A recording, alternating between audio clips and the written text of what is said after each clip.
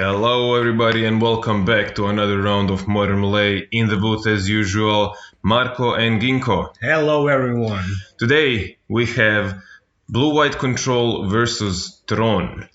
Now, this is an interesting matchup with Blue-White Control providing all the answers to questions yet untold, and the Tron matchup, the Tron side, providing all of the questions. All time, every time.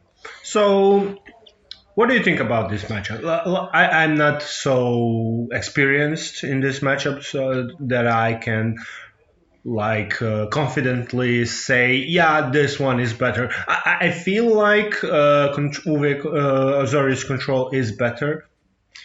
Well, Azorius Control definitely has the upper start in terms of from turn 2 they are holding up counterspells. But there are two things that need to be said about this. First one is that if you give Tron enough time, it will just go over you. With card advantage, with mana advantage, with everything, they have the inevitability. So the best thing that the Azorius Control player needs to do and has to do is provide some sort of meaningful pressure. And this all backed up by counterspells. Now, we know that Tron is a turn 3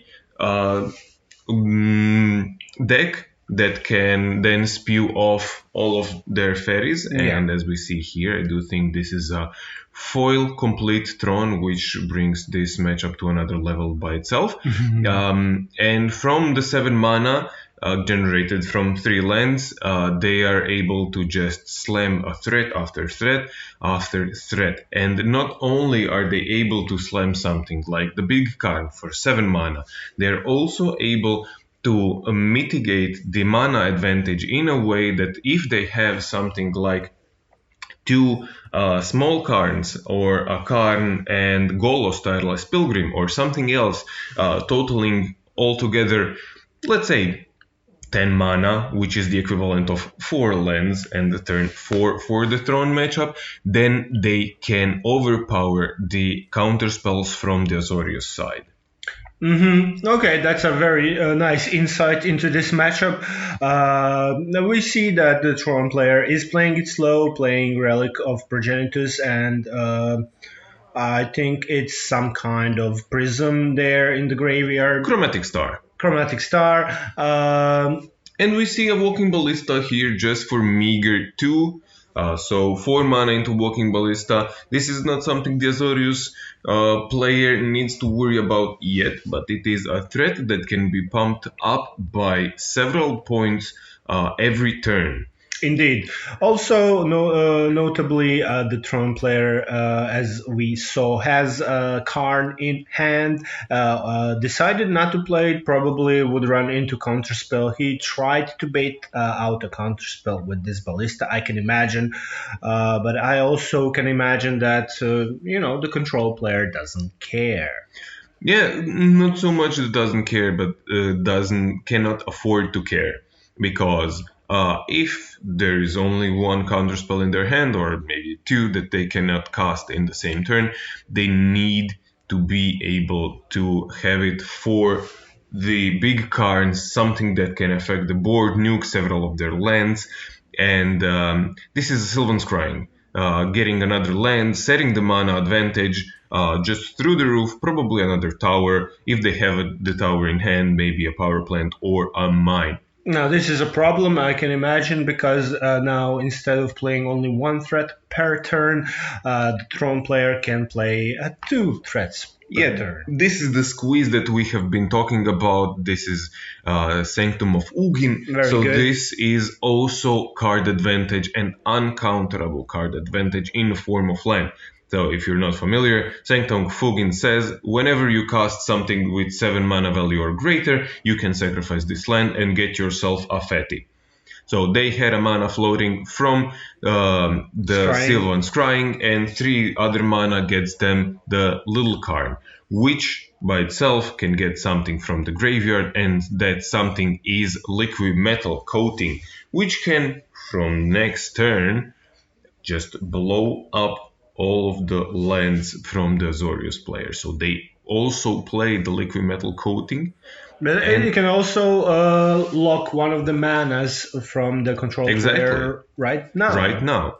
So if you are not familiar with liquid metal coating and Karn says that none of the artifacts work from your opponent's side, and liquid metal coating can turn any permanent into an artifact. Well, not any permanent. It can't turn basic lands, if I'm not mistaken. No. It can? It can, Okay. Yeah. So, and we see it done. So the Azorius player didn't have any pressure, any counterspells, and they have forfeit the game because the advantage of Tron player was immense there, and they didn't have anything to do with 2 or 3 mana. Nothing that would stop the Tron player, at least. To the sideboard we go. Okay, so I've seen some Dovin's Veto, I've seen some Damping Sphere on the control player side, and on the Tron side, well, what's the plan for the Tron player here?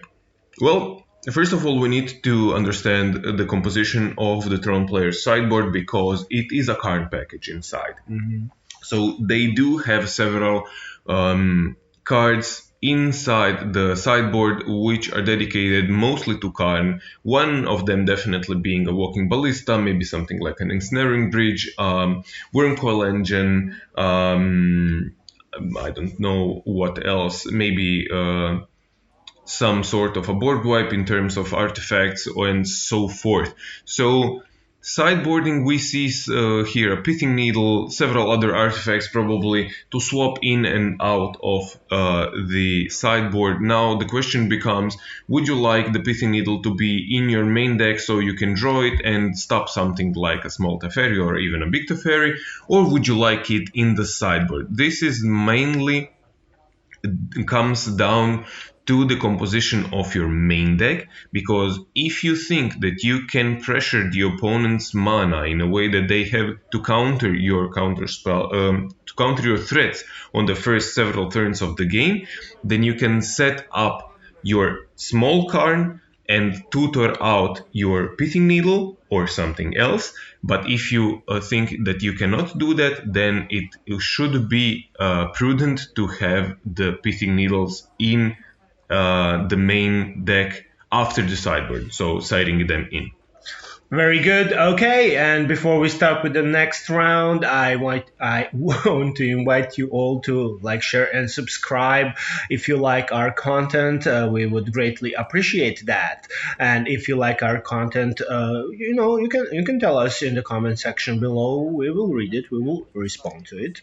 We do respond to every single one of your queries, questions, and concerns. Definitely also the burns if you have them, so don't be shy. Now, before the match begins, we see a pile shuffle here from the Azorius player side. They might have some sticky lands stuck to one another, and a good way of declogging your deck is just having a good old pile shuffle. There's a lot of shuffling going on here. It's like a game in itself. Both players are very, very heavy shufflers, I would like to say. But this matchup is not as bad in shuffling as some of them are. Mm-hmm. For example, 4-color control that has all the fetch lands and Renin 6 and everything else is just 95% shuffling. Now, we see still Relic of Progenitus being in the Tron player's hand, which means that they also value the opponent's graveyards. But this can also mean something else, that they feel they have the overwhelming advantage in this matchup and that they do not need to side out so much. or side in so Perhaps, much. perhaps. Relic of Progenitus is a okay card Yeah, definitely. against Azorius Control, since Snapcaster Mage is definitely still a thing, and some Azorius players do play it. Yes, and we see actually here no Kahira, so as a companion for the Azorius Indeed, player, indeed. which means that some Snapcaster mages or other creatures besides Solitude could Or be cats. present. Or cats, yeah. Okay, we see going to 5 from the Tron player side. Of course, aggressive mulliganing is something that Tron is very capable of. Yeah. They can go down to 3 cards, have natural Tron grow into 6 removals in a row, and they're great. Yeah, so the Tron is definitely benefiting from the new mulligan system. I think the most, as we see mulliganing down to 4 now.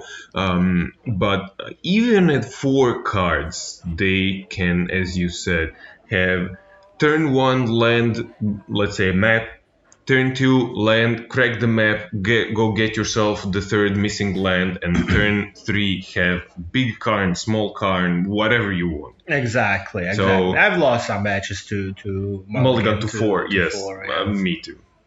So this is why I... Oh, it's a mulligan to 3. To we, 3, okay. We apparently missed 1. Okay, but there is a land, a star, and we map. see here a map and a Sylvan Scrying, so they are all set almost entirely. Yeah, they need another land, though. They opt to play the star instead of map, which I think is a smart move. Yeah, it will give you another card. It will yeah. cycle itself. Give you Not only that, but if you play the map there and do not draw land, then you are kind of stuck, because you then need to play the map afterwards. Oh, sorry, the star afterwards, and you cannot crack it. And this gets you another shot at drawing a land. And that's a green land, not something you want. There is a green mana in mana pool, but okay. Still, Sylvan Scrying gets you there. Off the top, there was another star, if I'm not mistaken. This is not a natural throne. This is not turn 3 throne. But the player will get there. But he has still, a map. Yeah, still, they have mulligan down to 3, and which deck can you say that mulligans down to 3 in is not out of the game? Only Tron. Turn 3, Little Teferi from Azorius player, great card in any matchup, in any deck that plays white and blue. Unfortunately, so yes. Yeah. Not so impactful here as it is in some other matchups, because Tron player does not care for the stack so much. They just jam their spells into the stack, and whichever goes through will likely win the game. Very slow mana start from the Azorius player with 2 Celestial Colonnades that, of course, enter the battlefield tapped. Yeah, but still, they have a lot of time, because Tron player Another tap land. Another tap land, yeah. Interestingly, Azorius mana base warrants several lands that enter the battlefield tapped, both and untapped, and in this case they do not have an island on the battlefield. Mm-hmm. So the Castle Ventress is coming in tapped. Exactly. But still, they have everything at their disposal. 3 mana, probably a counterspell or 2 in their hand. Also, maybe even a flash threat that can be deployed. But the sweet spot is definitely 4 mana for the Azorius player's side, because of the planeswalkers, also the threats, and multiple counterspells that could be played at once. This is the Eganjo, the new one that Seat comes. Of the Emperor. Yes, it comes into play untapped. I do love me those channel lands. I do think they are a little bit on the powerful side, but I definitely adore the concept. What do you think? Channel lands were a great addition. They made the metagame even more spicy than it was. There are some arguments that some lands are quite powerful against some archetypes, but in general, in the overall meta, I don't think that any of these lands are like overtaking. They're Like, not game breaking. They're exactly. answers and they're not questions, and this is always a good thing. Okay, so the Azorius player has assembled the Team Teferi, the little one and the big one, and this is something that you really don't want to see when you're playing against, this deck.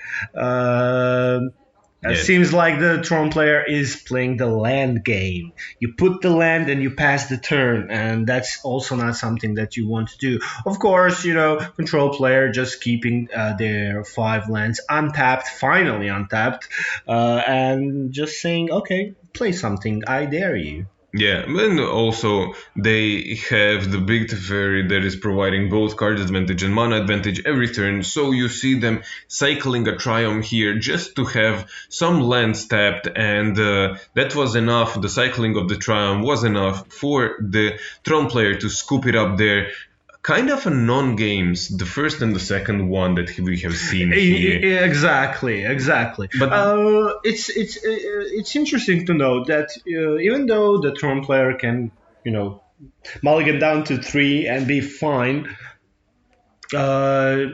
so sometimes it happens that you just keep drawing lands. yeah, so mulligan down to 3 and still being in the game is a feat by itself, and this is just variants of the game.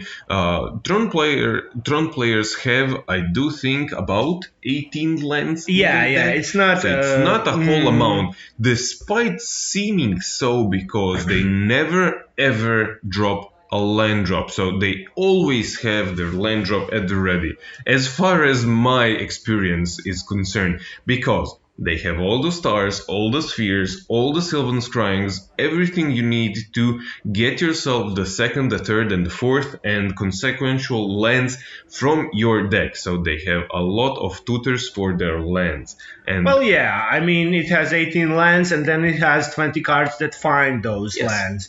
So I can imagine it doesn't have many mana problems usually. Yes, even with 18 lands, you can be flooded, as we saw. Yeah, but that's just the game variants that we have come to expect and know from Magic the Gathering. Sometimes you just draw the wrong half of your deck. Exactly. Be it all the lands or none of the lands, and this is why the mulligan system is great. For some, a little bit better than others, but still great. Okay, we see another mulligan from the Tron player. Very unhappy about that, probably. The second hand he is keeping. Okay, that's great. Mulligan to 6 on the play. Yeah, still not something that you wish to hear or see from the other side. So this is a tower into the map. All of them foils from the other side. Celestial Colonnade, entering tapped. Not something that you need to worry about yet. Okay, is there a second land? I feel like there is no second land. No, there is at least Yavimaya. Okay. Yes, okay. So all of the lands produce green now, which is only consequential if your opponent has something like the Void Mirror. Damping Sphere, very, very devastating. This map might find Boseiju. Maybe, yeah. They do have the third land as in a forest, but they opt to find the mine instead. All of those pretty pictures are something from a secret layer, if I'm not mistaken. And this Tron player definitely holds their deck near and dear to their heart, as we see from all the foils and all the altered art. I'm not sure. Perhaps these arts are from Double Master, or rather Modern Masters. Yeah, could be, yes, as a box toppers. Yeah. Okay, so a little bit of cycling, yes, and another star coming down to the battlefield from the Tron player, they thought that they needed the mana advantage eventually and did not get the Boseiju, as you said, which is definitely and absolutely in their deck. Definitely. Of course, we see 3 lands down in 18. Oh, that's another Damping Sphere. And now, if this Tron doesn't play 4 Boseijus and a Renan 6, I think he is going to have a very bad time. I wouldn't say so, because look at the Azorius players' side. They have only 3 lands. They have been on Indeed. the draw, but... well, 3 lands because it's their 3rd turn. Yeah, but they do not have 2 mana untapped for a counterspell, and this is a small card. The small card can go and do wreak havoc by itself on this battlefield because there is no pressure and nothing else has been played. It's true. Something from the sideboard as the liquid metal coating can spice things up definitely. And the Azorius player doesn't really have good answers to resolved planeswalkers. They do have something like Prismatic Ending, but to come to 4 mana, I do think it's impossible in this deck. They can get to 3 with the Triome, the Jeskai Triome, but I do not think they play a 4th color. Even so, having 4 mana to get rid of something like this card is very tedious, because you definitely need to have other counterspells at the ready for something bigger. And we said the Tron will not let out any land drops, as we see here another Sylvan Scrying getting themselves another land, just making those land drops. They will eventually come to 5, 6, 7, 8 mana to cast their Fetis, and every turn it will be Counterspell or Dead. Counterspell or Dead. A bit of short-carting, of course. Sylvan Scrying finds a land to your hand, but the Tron player just plays it in because he has land drop still. Okay, so the question is, do you want to bait out a Counterspell with your liquid metal coating, or do you pass the turn here? There is a Sylvan Scrying in Tron player's hand. Okay, he cycles the Prism, makes a green mana, I imagine, and then 3 mana. 3 mana gets themselves a spell of mana value 2, because this would be the 2nd spell to cast. Well, okay, a little bit of digging, also not bad. Okay, so what do you find here? Okay, that is a great find. Yeah, that is something that can just destroy both of those dampening spheres at once. Oh, okay. This is also digging from the Azorius player's side. Memory Deluge, very powerful card. Scry 4, draw 2, flashback. Scry 7, I think. Not Scry. I mean, it's not scrying, but yeah, but you look at scry. you look at the 4 cards. Basically, however much mana you pay into the Memory Deluge, this is how many cards you will see, and get yourself 2 of them into your hand. Okay, also Karn finds Pitting Needle, notably. Very good, very good. Okay, a lot of control-y stuff happening in this game. And we will see what the Azorius player can do about both the Karn and the artifact that can just blow up the world. Exactly. Oblivion Stone. So at least 2 threats to be answered, but also they just opt for a big Teferi, which is never a bad option, because you draw a card, you untap 2 lands, you have a counterspell mana up, and probably other stuff from your sideboard that can just answer something. That's fine, because I think now with 5 mana open, they can the Tron player can play 2 threats.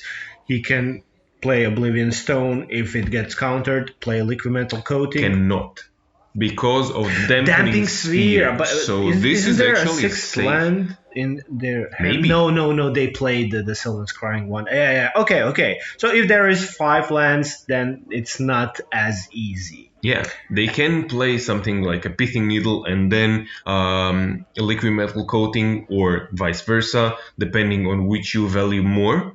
If you value more the dampening, They can't. Yeah. yeah, they can. So pithing needle, probably naming the big Teferi, yes, and then probably liquid metal coating, or even the Oblivion Stone can be played here. Let's see what it will be for 3-4 mana. It is the Oblivion Stone.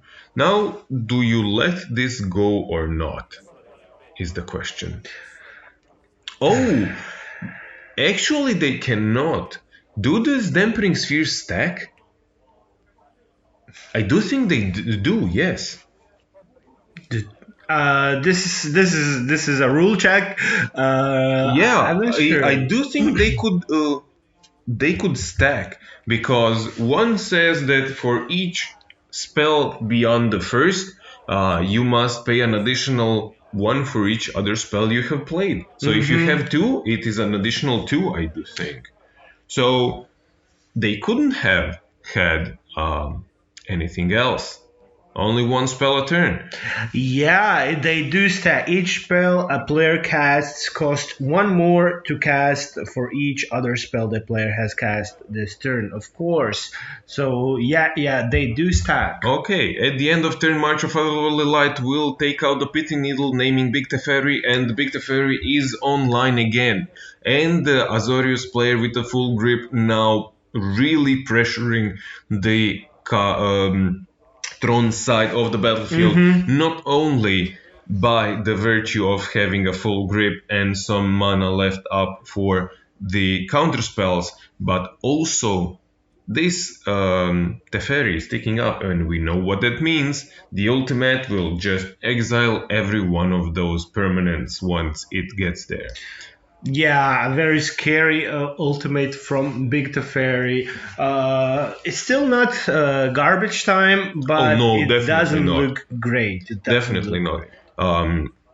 So the Tron player has several turns still before the Azorius player gets their grip on the lock, and several turns mean several land drops, and several land drops means 7, 8, 9, or even 10 mana. And if you are in range of Ulamog, that will exile 2 permanents, regardless if it will be countered or not, you will have then all the time in the world. Once the Azorius player's board is clear, you have several mana, you have the Tron lands online, and you will just explode with all of the mana. Counterspell, getting rid of the Oblivion Stone, as we imagined. The scary stone.